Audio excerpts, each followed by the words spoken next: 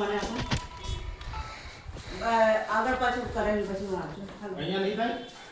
હા અહીંયા જ છે. વિષ્ણુભાઈ એ થઈ જશે આની આખી?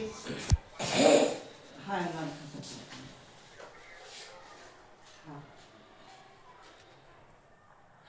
બેન તમે તારીખ કરાવી લેજો ને જે સાથે.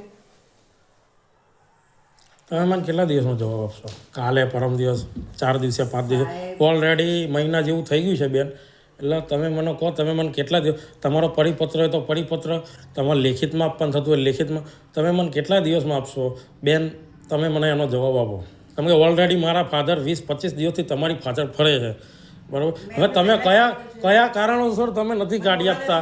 તમને બોલો બોલો બોલો બોલો બોલો. 2 મહિના છે ને પહેલી વાત એમનું એમના ફાધરનું બી એલસી એના જાતિના દાખલા માટે કંઈક તો પ્રૂફ જોઈએ અને અહીંયા ગામમાં નીકળશે નહીં એમનું. બેન હું તમને આ ગામમાં નીકળશે નહીં. હું તમને બે જ જાતિનો દાખલો આ ગામમાં ના નીકળે એમનો. બેન, જાતિનો દાખલો ગ્રામ પંચાયતમાંથી ના નીકળે તો મને ખબર છે, એ સત્તા ટીડીઓની છે, તાલુકા વિકાસ અધિકારી. પણ બેન હું તમને સહી સિક્કા માટે આવ્યો છું, દાખલો કઢાવવા તમારી જોડે નથી આવ્યો.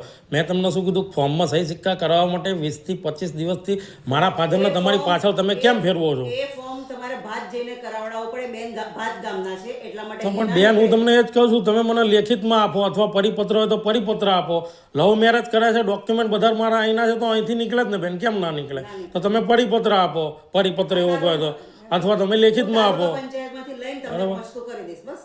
દેવી પૂજકનો, તમે દેવી પૂજક સમાજના છો, દેવી પૂજકનો દાખલો તમે આટલું બધું આગળ ના કરશો. મેં તમને કીધું, મેં સાહેબ બેન ધોળકા પ્રાંતનો હુકમ વગર તમે દાખલો કાઢી દો છો. રમણભાઈ મરઘાભાઈનો, કોમલબેનનો જન્મનો દાખલો તમે અહીંથી કાઢી દો. મારા ફોર્મમાં સહી સિક્કા બેન અનલીગલી છે.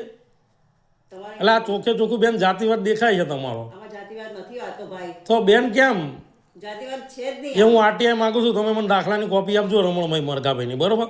અને એફઆઈઆરની કોપી એ તો હું વડોદરા જઈને લઈ આવું છું, બરોબર? જાતિવાદ તો બેન કરો જ છો તમે. આમાં જાતિવાદ નથી ભાઈ. તો બેન પાછળ ફેરવવાની વાત ક્યાં આવે છે? તમે પરિપત્ર આપો અથવા લેખિતમાં આપી દો. સમજાવું તો છું, તાલુકા પંચાયતમાંથી મેળવીને તમને પહોંચતું કરી દઈશ.